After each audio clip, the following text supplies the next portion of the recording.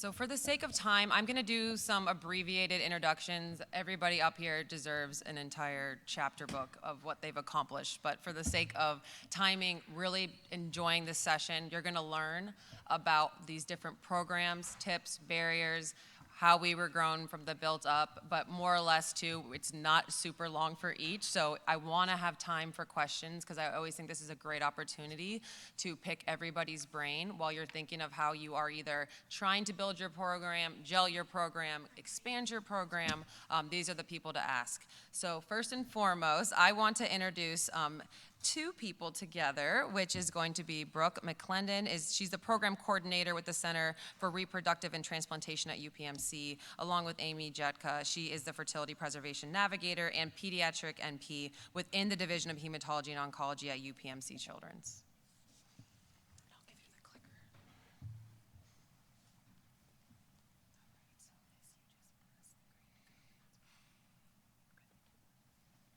Good afternoon.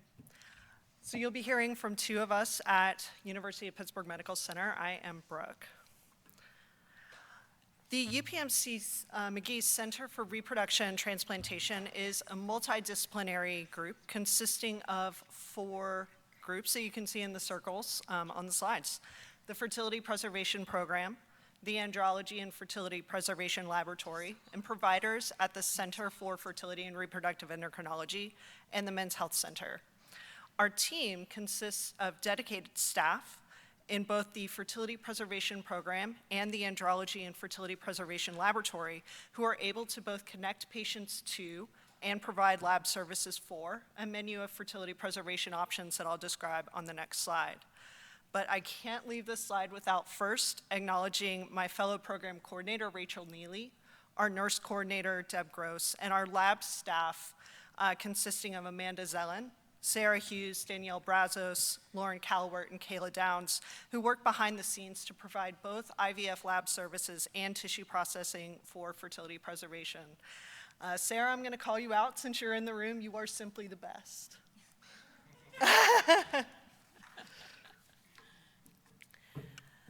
Because the Center for Reproduction and Transplantation is made up of several groups, we're able to offer a comprehensive menu of both standard of care and experimental fertility preservation options for adults and children across the network of UPMC hospitals.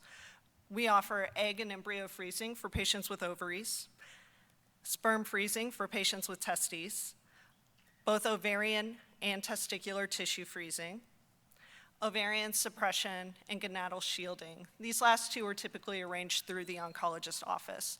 But our services are not just limited to oncology patients. We're very proud to have a strong relationship with our colleagues at Children's Hospital of Pittsburgh to offer fertility preservation options, including testicular and ovarian tissue cryopreservation, to patients who are facing bone marrow transplant for benign disease, as well as transgender individuals.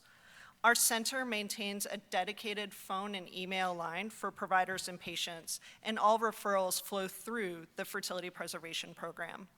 From there, program coordinators will connect patients with providers to determine and arrange the optimal fertility preservation route. Streamlining this process has helped us to ensure that no patients fall through the cracks. Amy Jetka is the Fertility Preservation Program Navigator at Children's Hospital of Pittsburgh and will speak in a few moments about how her group identifies and refers patients for fertility preservation. We've also expanded our reach to help other institutions across the United States offer gonadal tissue freezing for their patients. We have a network of 34 collaborating centers, 32 domestic, 2 international, with whom we work either under a research protocol or a lab services agreement, and in some cases both. So you're looking at a map of the United States, and each dot represents the location of a collaborating center. The purple represents centers that partner with us for testicular tissue freezing, and green represents centers that partner with us for ovarian tissue freezing, and many centers will offer both. If you're feeling left out because you are not seeing a dot on the map near the area where you are, do not worry. We would be very happy to help your institution set up a gonadal tissue freezing program. Amy will tell you how to contact us at the end of her talk, and also in your swag bags, you have a pamphlet with an email and phone line to reach us. In either case, the patient has their gonadal tissue surgically obtained at an institution closer to home, and then the tissue travels to Pittsburgh, represented by the star, for processing and freezing in our andrology and fertility preservation laboratory. Collectively, our lab has processed testicular tissue for over 500 patients. As of today, that number is 535, and ovarian tissue for nearly 200 patients, 197 as of today. Both singly and together with our network of collaborating centers, our center is able to provide gonadal tissue freezing for patients who would have to travel considerable distance to access fertility preservation or otherwise may not have access to fertility preservation. This is a very broad overview of our program. I look forward to more in-depth discussion that unfolds from your questions, and I will turn it over to Amy Jutka to speak more in depth about fertility preservation through our Children's Hospital of Pittsburgh. Thank you. Hi, everybody. My name is Amy Jutka. I'm going to be talking about the Children's Hospital of Pittsburgh aspect of fertility preservation. Do I just click the green button? Okay. Before I begin, I would be remiss if I didn't give a giant shout out to Dr. Allison Close, who is a former fellow in the Division of Hematology and Oncology at Children's Hospital Pittsburgh, who really paved the way for our fertility program, and I'm honored to take over in your footsteps. So, that being said, I thought I'd give you guys just a brief overview of our program. So our consult team is made up of 7 oncology providers, and that is split between 3 attending physicians and 4 advanced practice providers, including myself. So in addition to our other clinical responsibilities, we each rotate through a weekly consult schedule where one of us each week is assigned to fertility preservation consults. So our team spans both inpatient and outpatient, so we rarely miss a newly diagnosed patient or relapsed patient. So this process is going to look probably very similar to other institutions, and this is grossly simplified, but patient is diagnosed. A consult team is placed by the primary team in our electronic medical record system. Then the consult team at CHP determines what the patient is eligible for. One of the resources that we do have is a working live document of the most commonly used oncology protocols, for example, sarcomas, CNS tumors, leukemia, lymphoma. So it's a quick cheat sheet for our consult team members to look at if they need to see if a patient is eligible. So once the team member determines what the patient is eligible for, we then consult the patient and present all of the options. Patient makes their decision, and then the fertility preservation procedure is completed should they decide to pursue it. So we are lucky to work with a team of about 7 total surgeons that do our ovarian and testicular procedures. And our unique relationship with our surgeons, our surgery schedulers, and the McGee team allows us to get things done pretty immediately, especially in those emergent cases. For example, just a really quick short story. There was a fertility consult placed a little after 4 p.m. One day for a 3-year-old girl who had newly discovered rhabdomyosarcoma of the tongue. She spent a significant amount of time in the PICU after her surgery while the final staging and pathology was being processed. So once her treatment plan was determined, I went down to do the fertility preservation consult a little after 4 p.m. that day and had quite an extensive conversation with the family about ovarian tissue cryopreservation. They were pretty immediately interested, so at this time it's like 5 p.m. of course.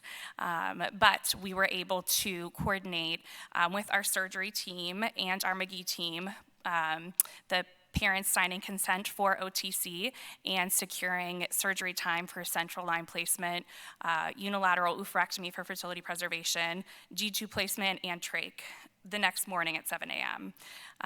So I love telling that story just because I think it's just a good model of how quickly we're able to get things done when we work together.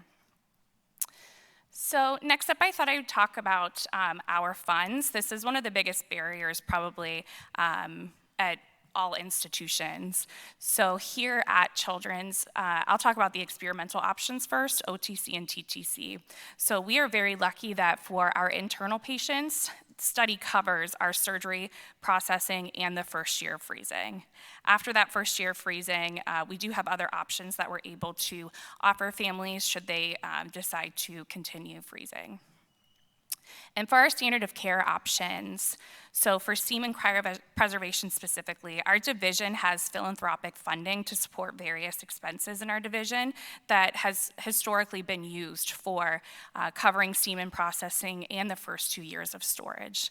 So this is also very unique to our institution. Of course, these funds are finite, so we will have to start begging for money again soon. But I'm very proud that we're able to offer this for our patients. And then for oocyte or embryo cryopreservation, these patients are referred to McGee REI, and they are aided in setting up Livestrong Foundation and the Walgreens Heartbeat Program. And lastly, one of our biggest barriers / goals in our program is expanding into survivorship and bridging that gap between the original fertility preservation consult and the patient being off therapy. So what I've learned specifically with survivorship patients is 2 things. One, they've either gone through a fertility preservation procedure or they were never offered one because they're either so far off therapy or it just wasn't readily offered whenever they were treated. So with that brings decreased knowledge these patients have coming to their survivorship appointment visits about their fertility specifically and the next steps if they did undergo a fertility preservation procedure. Therefore, a lot of them have an immensely increased anxiety about their fertility status. So our institutional standard at Children's at this moment is to transition patients to survivorship at the 5-year off therapy mark. One thing that a pilot program that we'll be starting here in the next month or so is having a telemedicine about 1 year-ish off therapy introduction to survivorship visit where we will be able to address fertility and get these patients hooked in with REI or endocrinology and establish a plan with their primary team. So with that, again, this is our team, and we welcome any questions and would love to help your team develop a fertility program if you need it.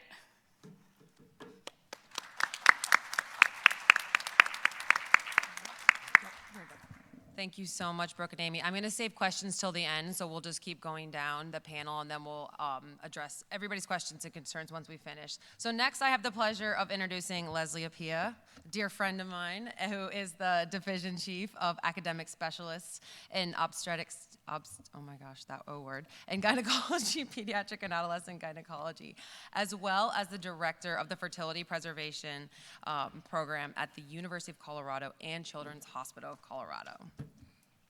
Thank you, Olivia. We go way back to the beginning. It's my pleasure to speak with you, and I titled my talk, Tips for Establishing a Fertility Preservation Program, and I just wanted to highlight some of the things that we do well and some potential areas for improvement. And my disclosure is that I can be very passionate about this topic, so at times that I become overly passionate, just forgive me in advance. So the mission of our program is to provide evidence-based, state-of-the-art fertility preservation and reproductive health care from diagnosis through survivorship. This is my amazing multidisciplinary team. It includes our clinical fertility preservation team. I'm just going to use a pointer. Is this one a pointer? The pointer doesn't work. Okay. We have our oncology team, which are the top 3. Anna Linton is part of our surgical team. Linda Overholser is our internal medicine provider for our survivorship population. We have urologists, REI, we have our basic scientists, and then the bottom 6 are our research team. So I want to tell a little bit about what we do well. And I think for anyone who's starting a program, what you must be able to do well is to tell your story and to tell the story of your patients and the patients that need you to build this program. And it takes stakeholder buy-in. So at your institution, you will need to know what is important to your stakeholders. And typically it's money, it's reputation, it's patient volume. And so when we approach, or whenever I've approached an institution, I first talk about what our program can do for them. As you know, with the U.S. News and World Report, oncofertility programs are part of that metric, and it actually relates to whether or not you have urologic fertility preservation services, which I think is pretty clever because that is the weakest link in most places. And so showing that you can bring that to that institution is really important. So national ranking. Immigration of oncology patients. If your institution has a BMT program and you provide oncofertility services, that is going to be a draw to your institution for patients to come there. And then highlighting that surgical procedures are part of an oncofertility program and how that can bring money into your institution. So you really need to find out what's important to your institution and then highlight that. You have to leverage resources. A business plan is extremely important. And in that business plan, it's important that we show them, again, the financial benefit to the institution. I believe that having an advanced practice provider as your navigator is really the best option and one that your institution can appreciate because of the money that they can bring in, right? If they can bill, then you can show your institution that your program is not a complete loss. Having protected time for your physician lead, and then when you are recruiting faculty, including oncofertility as a startup package.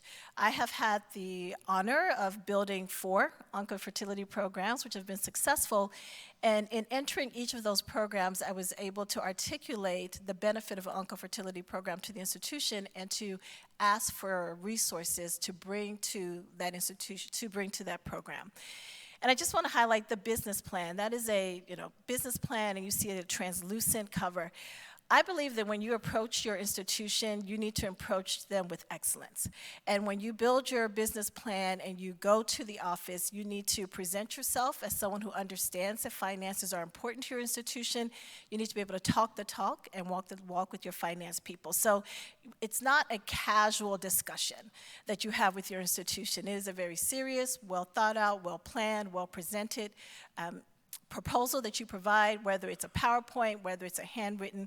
I provide a Navy-bound business plan to every stakeholder at our institution to let them know that I understand that giving us money is no casual thing to them, and that we are going to present our program with excellence and serve our patients with excellence, and I think it's really important.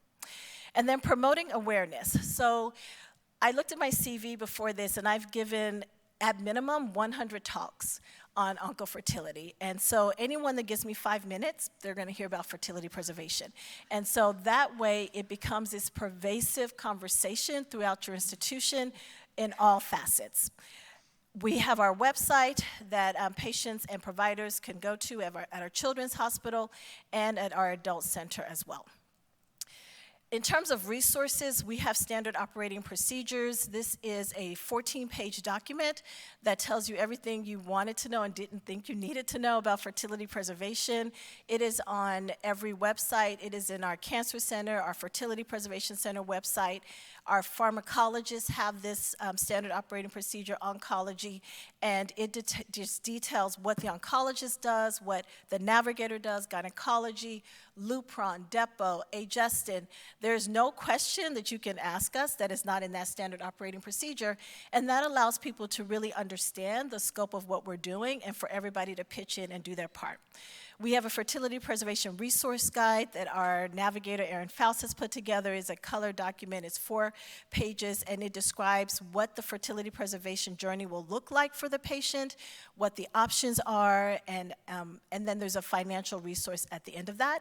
And then we have handouts for our providers. These handouts are in the oncology suite.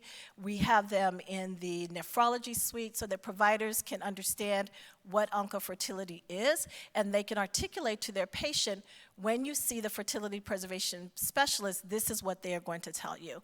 It tells how to refer. It's a front and back half-page hard stock document that tells you exactly how to refer patients both in the inpatient and outpatient setting so that it is always visible and our providers can think of that when they see our patients.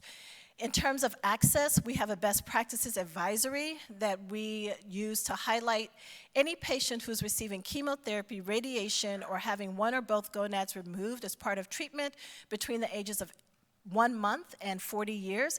This best practice advisory will come up on Epic, is what we have, and the provider is able to send a referral through this advisory, and then also state the reasons why they are declining the referral if they're doing so. The patient declines, the patient is not medically appropriate, or the consult has already been completed. We are going to be able to look at data with our hematology oncology providers to determine if this is firing appropriately and which patients are being referred through this process. We have our Epic referral, and the providers are able to select fertility preservation or a reproductive late effects appointment in survivorship. Our program is very balanced in terms of fertility preservation and survivorship care, and so we want to have that option. And then they may select what patient population they're referring. We want to know diagnosis, Tanner staging, planned therapy start date. If they can allow 2 weeks of delay before the patient proceeds with chemotherapy. And so this makes it very easy for them to refer, and it makes it easy for us to understand what the treatment plan is.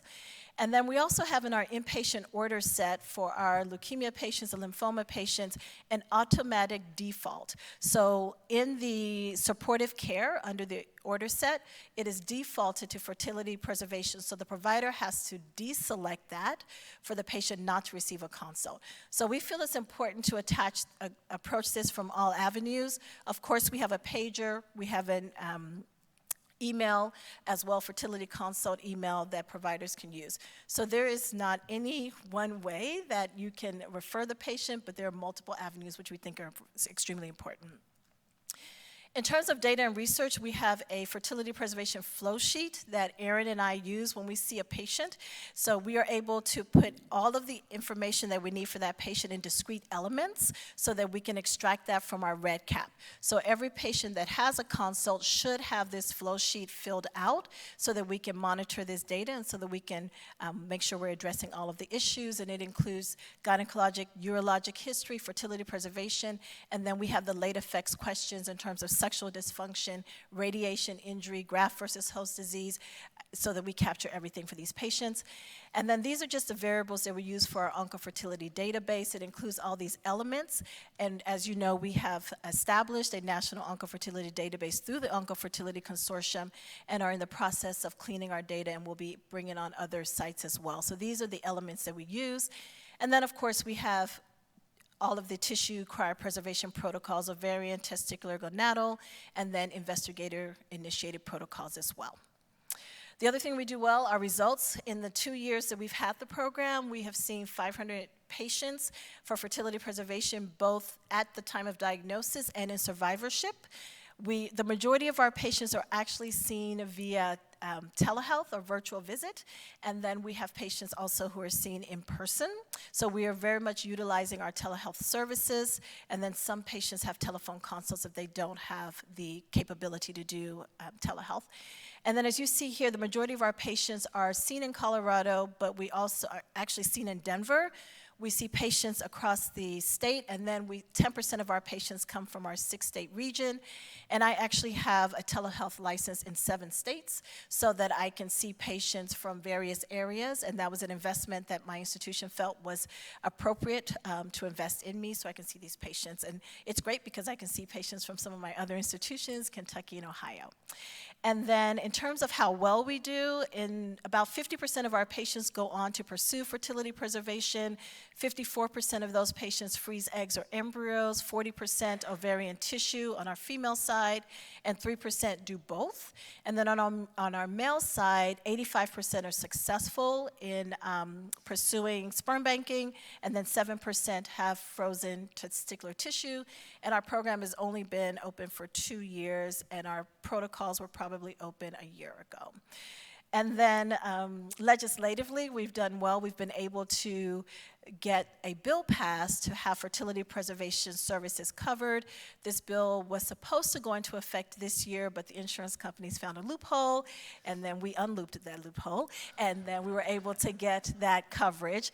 And that really takes dedication. We partner with Joyce Reineke's group and Resolve to get this established. And of course, we're in a state that is amenable to that sort of legislation, and so it's serendipitous as well as a lot of hard work. And in the interim, we also have partnered with Chick Mission, which is an amazing philanthropic organization who to this date have paid for every egg freezing procedure for women 18 and up at our institution. Where we need to improve, we need to streamline our processes for male fertility preservation. We have all of the capabilities, but it's still not as smooth as we would like, and so that's where we need to improve. And then our transition to survivorship care, we know the guidelines state that these patients are at risk for so many conditions. We do see our patients 1 year after they complete treatment, and we see them every year. But we really need to work on our survivorship care plans. They do include reproductive health services, but we really need to do a better job of putting what treatments they have received so that our primary care providers know that these patients are at risk as well. Once these patients leave our hands, it's kind of a black box in terms of their knowledge level and their primary care provider's knowledge level. And then lastly, I just want to end and say that I think that building a program will require these two things, grit and influence. We all have grit, right? We wouldn't be here if we didn't. And you develop grit through adversity and overcoming adversity. And I would submit the same as with influence, right? We develop influence by practicing that and using our tools. Without influence, you cannot convince your institution to spend money on a program that is not going to bring in resources. So really, you know, I say you won't send a cub into a lion's den, right? You're gonna send your lioness into a lion's den. So I would say everyone to find their inner lioness, get your influence, and get your program started.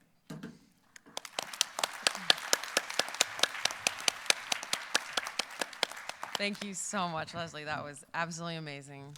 I'm just beyond proud of you. From just the best. So my next wonderful woman up here is Maria Berlone. She's a medical oncologist within the Institut Nacional de Ciencia Médicas and Nutrición Salvador, Subrian, Mexico City in Mexico. My Dominican husband is laughing at me as I just said that from home. I apologize. You don't deserve any of my awful way of pronouncing that, but you are wonderful. Well, good afternoon. Thank you very much for the invitation to talk about tips and resources starting oncofertility programs worldwide and to give you the Mexican perspective. So for today's agenda, I want to review the cancer burden not only in young adults, but in low and middle income settings, current recommendation of the guidelines that need to be adopted worldwide, what is needed to start, tips and tricks that may be helpful in this endeavor, and our vision of resource stratified guidelines. So we need to recall that 2.9 billion people in the world are adolescents or young adults. Most of them are living in low to middle income settings, and 1.2 million cancer will occur in this group of age, and 0.4 million deaths will be caused by cancer in this population. Most of them, again, in low to middle income countries. Therefore, it is important to recall that the American Society of Clinical Oncology has emphasized that every provider should start the conversation of potential infertility as early as possible. And European guidelines have stated the importance that this conversation starts despite the fact of the type of cancer and the stage of this disease. Being said that, we all recognize oncofertility as a universal right and global oncology priority. Nevertheless, we also recognize several challenges that need to be overcome, and this could be particularly difficult in low resource settings. So here's what you need. So every time someone asks me, what do you need to start? I said, the only thing we need to have is patients with cancer at a young age. Of course, after that, we need our medical team interest and awareness. And being said that, I will let you know my 4 tips and tricks in this endeavor. Number 1, get to know your stage and surroundings, gather a multidisciplinary team, create oncofertility registries, and establish a network. So every time you need to know what are the cancers that will affect your populations and the neoplasm killing this age group. In addition to that, you would like to understand the stage. This is going to be a great economic burden to your patients and family. Many times, these patients are uninsured. Most of young adults and adolescents are not included in clinical trials, and they may have long-term toxicity, and oncofertility counseling can lower the decisional regret of a woman, and this is the importance. You need to get to know your surroundings, and your surrounding includes your staff. Is your staff aware? So sometimes, probably not as much as everybody should be aware, not even your medical staff. This is a study we conducted at my institution in the internal medicine department, and it was shocking to see that many of our physicians were unable to state which are the fertility preservation methods in men and women. Moreover, their self-perceived confidence to start a conversation about oncofertility was very low. Only 10% felt confident about starting this conversation. Finally, you need to know another surrounding, which is your regulatory framework. Currently, in Mexico, advanced fertility preservation techniques are not prohibited, but they're not regulated. In other areas of the world, you can have other challenges, such as very difficult to have adoption. Some single women might not have access to assisted reproductive techniques in some areas of the world. So this is the challenge. You need to know your surrounding, because most of the times, in the country you live, you will need to stay by this framework. Second team, you need to gather a multidisciplinary team. So first of all, make sure that your specialists are communicating among them, and then that they are focusing on the patient. And most of the times, we would suggest to have a navigator to tie these wires strongly so the information gets to the patient right away. So in our referral pathway, it's always difficult to state it, and we'll learn it from our first attempt to do cryopreservation on our testicular cancer patients. We know it's difficult to go through all this process. Most of the time, we need someone to help them jump between one to other clinic and one to other process. And we as oncologists are constantly working on the oncologic plan while this is happening and giving our patients the emotional and psychological support they need. So this is what we found initially. So a couple of years ago, we got some funding to do cryopreservation on testicular cancer patients. We didn't know how many of them were not getting to our clinic. We now know some of them won't know, some of them will be unwilling to have the conversation, some of them will be already very sick to get that conversation, and we also didn't know how some patients were denying cryopreservation or did not complete the evaluation. Sometimes they had azoospermia, sometimes they had parenthood that was satisfied, and other times they were unwilling to have paternity in the near future. So this really helped us create a pathway for referral and a pathway to do a fertility preservation program in a low-income setting. My third advice is create registries. Registries are mandatory in order to have patient care improve and to design healthcare policies. This is our first report of Mexican patients having breast cancer and being able to access not only oncofertility counseling, but also the report of what kind of techniques were used in our patients and what techniques are not used at this point. My final tip will be try to engage in networks. If they're not rows, you can build bridges. We have been very fortunate to get to know open and interdisciplinary collaboration. I'm very glad to know that they coordinate efforts to overcome unmet needs of oncofertility around the world.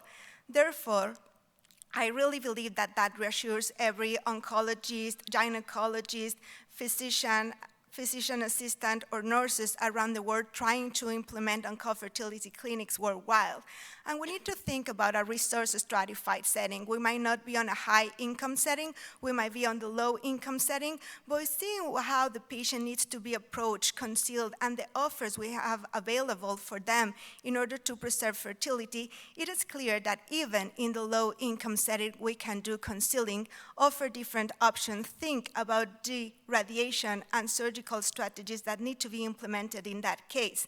And in the near future, if our setting improves, we may have more techniques available for them, even in high-income setting or patients with high out-of-pocket possibilities have these novel oncofertility preservation possibilities. So my take-home messages are, it is possible to start a program if you have patience. Get to know your stage and surroundings that will make you successful. Create awareness. Do not forget to register your data. And finally, look for allies. Networks are bridges for you and your patients. I would like to thank my institution and all my colleagues that have worked with me in this endeavor. Thank you very much.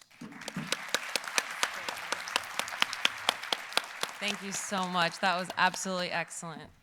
So now I will go introduce myself. Okay.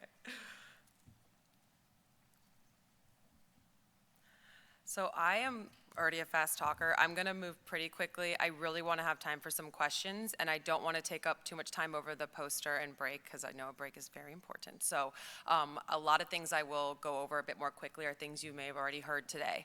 But again, I'm Olivia Jork-Frias. I'm the patient navigator at Cincinnati Children's Comprehensive Fertility Care and Preservation Program.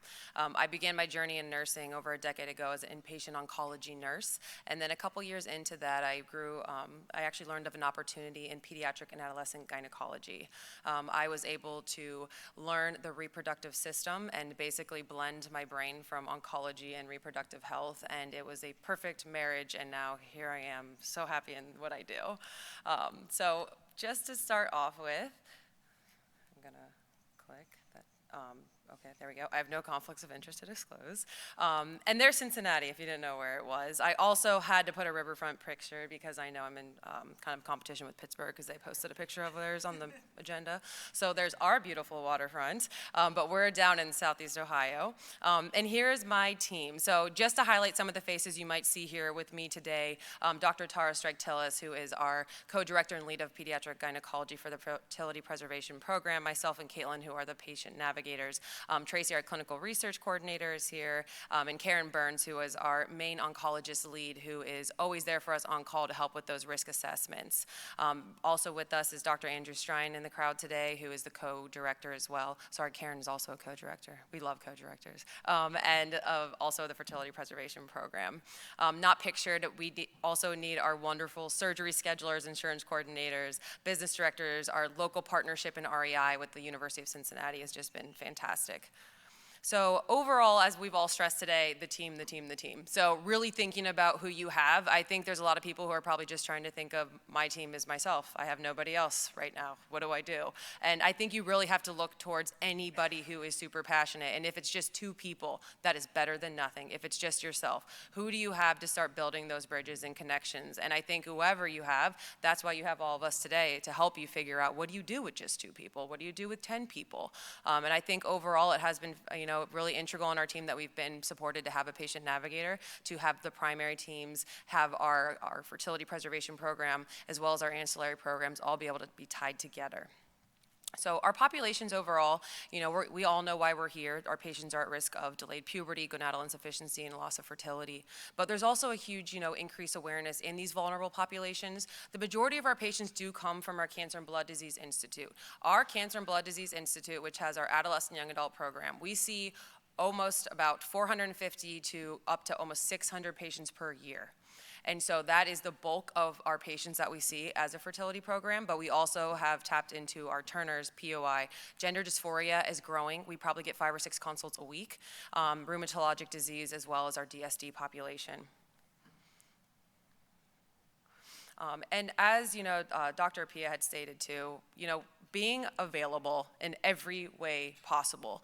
And I know that seems a little crazy that we don't have one unified point. We have a unified point of a navigator receiving all these ways to get a hold of us, but as we're building programs, we're constantly thinking of what are the ways that each individual program can reach out to us. Because we all know, even in oncology itself, it's very difficult to receive an incoming leukemia patient who's in tumor lysis in the ICU. You show up to work, they came in at 4 a.m., how do you get to see them versus the Ewing sarcoma who's outpatient for 2 weeks? We both don't want the acute inpatient order set. That doesn't make sense for the Ewing's patient. They've been outside the hospital for 2 weeks. So how do you build these modalities that can tap into each team? What we've experienced at our institution is that a lot of patients who, teams that like to use inpatient order set, which is built into our EMR, are the leukemia lymphoma team. Those are the ones who are coming in hot that don't have as much time, versus using our ambulatory order set. We found that our elective transplant team likes to use that, our solid tumor team, as well as transgender and our other subspecialties. We also carry pagers, so I actually have the order set built that my pager goes off every time we get an order, so it just makes a quick beep, and then I know to go check Epic that someone has placed an order, whether it's inpatient. Desk phone and a website too. We get many people that just cold call us from our website, so just being available, that is the way of the world now, and I recommend everybody have a website that's up and ready for people to click contact us. Stop sign. So we have a goal for our program. We all know in this realm that not all patients are going to be eligible for fertility consultation, and we take that into huge consideration when we're going through our denominator. And so we have had a goal that 90% of all patients seen will get a fertility consult. But we have to be, especially when you are going to present this program to your business directors, to other people, to say we're going to be very delicate in that we're not going to go run into the palliative family. We're going to have a conversation with oncology. There's no need to see people who just might be surgery only or observation. A family has the right to decline. They don't have to see us. And I think being able to have those options as well as document it into their chart is very instrumental for the future, because then we can go back and say, this is why you didn't have a consult, or this is why you did it, and then we did give you one. This is what changed. And so overall, I want to just show you this chart, because we keep talking about today data and keeping track of how you're doing. Because if you can't hold yourself accountable, how are you tracking your outcomes? And if you look just from when our program started back in 2014, we really kind of came more to fruition with more implementing ways to get a hold of us in 2015. But you'll notice we took a dip in 2017. And I'm telling you, I would have never known there was a dip there if we didn't have this chart, because in my mind, we were seeing everybody. But we built a proton center that year. And guess what patients we were missing? All of the proton patients. So we brought it to the table. We met with the proton team. We met with RadOnc, and we had to figure out a way to fix this problem.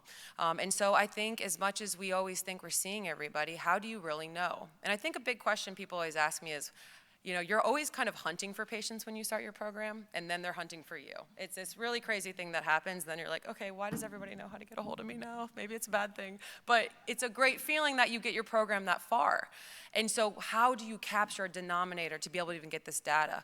And I think the biggest thing we would all say at the table is you have to hunt down patients and learn your ins and outs, especially of your oncology program. Someone has a list of every new patient presenting that month, I guarantee you. There's registries, there are tumor boards, there are solid tumor meetings, and it's a pain. There's a lot of meetings to go to, but eventually it slowly goes away because people know who you are and they trust your team, that you are there and doing what is right. And so overall, I just wanted to give you a quick glimpse of all the preservation treatments we've had. And so right now, from when we started our program, we have had multiple OTCs, we've had TTCs, very small group of egg freezing, but I do think, just given we are in such a pediatric setting, that plays a big role in it. But we just hit a big mark with our TTCs. We got over 100, which was super exciting, and our OTCs, which are 173 now. So for the sake of time, our process looks very similar to other hospitals up here, where, again, we're going to get that intake and referral. It's very important for the navigator to understand acuity, which one needs to be seen first and which one can be on the back burner as we work through the process of the most acute patients. I do think it's super important for the navigator role to stress that when we do figure out who's coming in, we work with our pediatric gynecologists and urologists to figure out who's going to do the male consult or the female. If it's a low-risk consult with nothing to offer, then myself or the navigator will do the consult. But I think most important thing is every consult ends with Caitlin or myself. And we are the ones to close that loop. It's not the oncologist who's emailing us to say they don't want it. It's a phone call or an in-person walk to their room, her or I, to figure out if someone elects to proceed with whatever it may be. And whatever that modality may be, we are going to coordinate it, set it up, and hopefully execute it in a timely manner. This is our risk assessment meter that we use for patients and families, and we actually go ahead and mark where they fall on the cards, some of our shared decision-making tools as well. And we did talk about just being able to make sure you're tracking what you're doing. You're, also keeping track of the patients you're not seeing. I think that's just as important as we are showing that we are not only looking at patients that should be seen, but why didn't we? And we're documenting that. We are in a world of my chart and patients seeing everything, and that's what they want. And I think we need to be able to speak to this in 20 years when they grow up and start to really understand, if it's a 2-year-old, what I went through as a child, that we can go back in time and see all these conversations that were had. Big thing that that one of my favorite things to do is actually be the main nurse, as well as Caitlin and myself. We help Dr. Tara Strike-Tillis with our off-therapy gynecology clinic. So we've kind of become the gynecology nurses that oncology goes to with any issue, whether it's menstrual bleeding, Fanconi anemia, all the things, PAPS, follow-up care. And that's a big part of what we do too, is that survivorship clinic, and also reassessing, is there fertility preservation options off therapy. And I had to show you my kids because you guys have seen me like pregnant since I've had my first, and it's just been a journey and a family. So there's Oliver and Adela.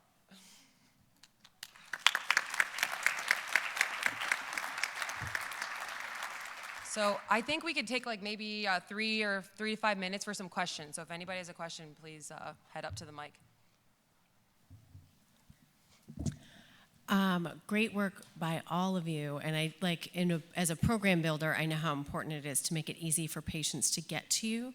I wonder if any of your centers have worked toward eliminating the middleman and allowing patients to self-refer, and how that might work. We don't have an actual mechanism per se for a patient to go onto the website and schedule an appointment. But I think when your website is visible with the contact information, then the patient can email you. So we do have patients who email us from across the country in our region to request fertility preservation services. And so our email is how they reach us, through our website. And that goes the same for us. We also get like web inquiries, and we have like 24 hours we're supposed to respond.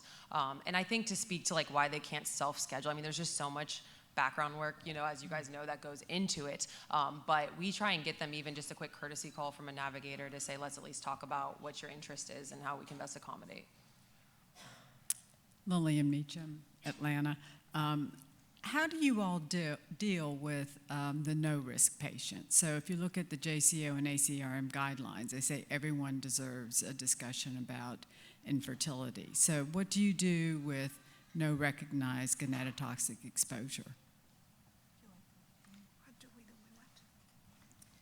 That's a great question. We recognize that those are not immediately urgent consults, but we do like to sit down and have conversations with the family, letting them know that they are not at significant risk at this time, and that we will continue to monitor their fertility status off therapy and as they transition into survivorship. And I always like to give them our information as they go through treatment should any other additional questions come up. But it's, again, non-urgent and just more of a bedside or phone call conversation, or if they're in clinic getting their chemo, just an informative discussion.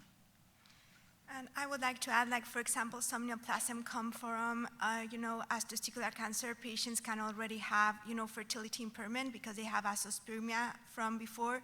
So I always let them know that it's not only the treatment, but right now they may already have fertile problems, So I think that's something important to address. The same disease can already be linked to infertility. And second, even if we think about low-risk treatments, meaning that they have a low impact on fertility outcomes on the long term, your perception of low risk might be different from the patient's perception of low risk. So even if you say, it's less than 10%, a patient may be pursuing, fertility preservation strategies because they feel like 10% already is very high. So I always tend to let them know their percentages, not only how it is classified by, the medical team as low, intermediate, or high risk.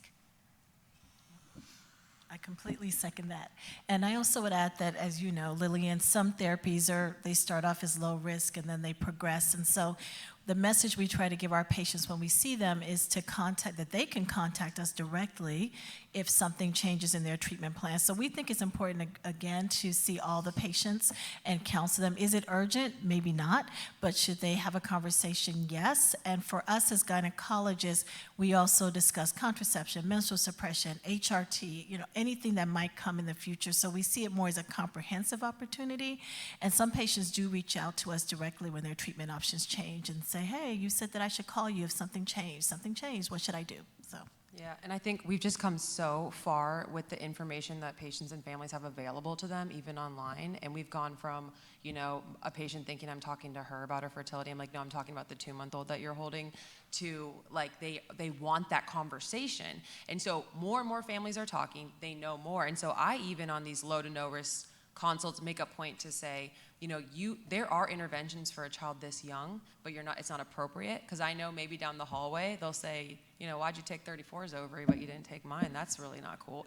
It's like that's how close these families get. So not to overwhelm them, but I even will say, these are other things you might learn about, but why is this not advised or appropriate? A, B, C, D, What is your trigger for your BPA in EPIC? We've been trying to figure this out, how to get the best practice alert to notify providers, but not so late that it's, you really can't intervene. And so what is your, Dr. Right, it's pretty broad right now. 1 month to 40, chemotherapy, radiation, or a surgery to a gonad, and they're able to do that on the back end through our EPIC analysts to figure out who those patients are.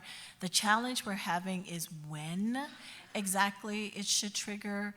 In the outpatient setting, the workflow works best when they're putting in an order for a treatment plan, which is a little bit late.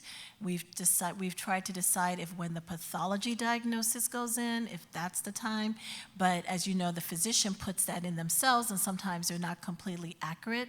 So that's why we want to go back and do an analysis to see, is it overfiring? Are people ignoring it? And then what is the best time to do it? Yeah. Okay, thanks. I also had a question about that.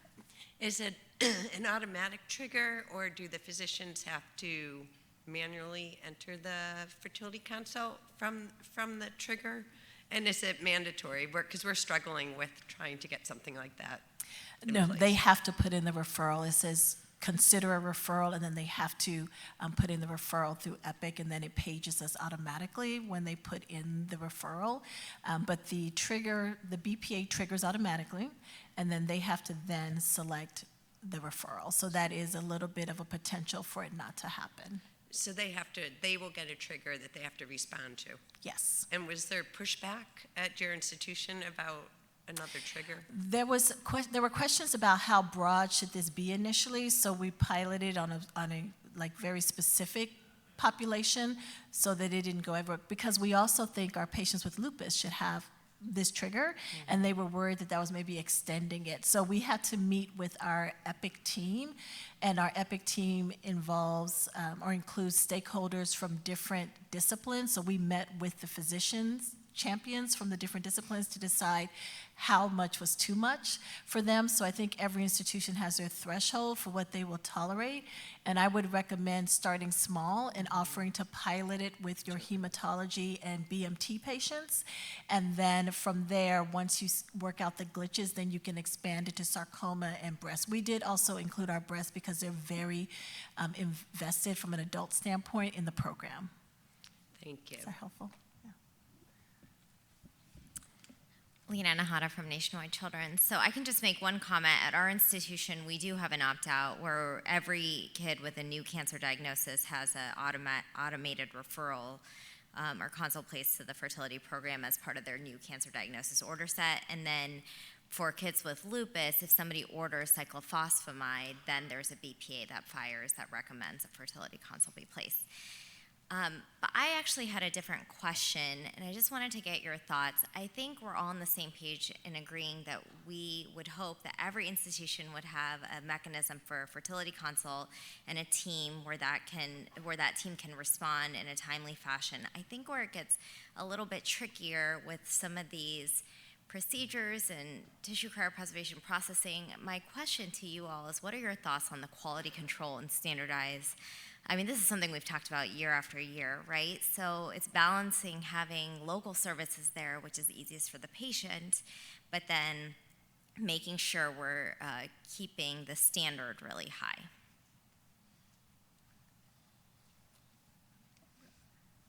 I can talk all day.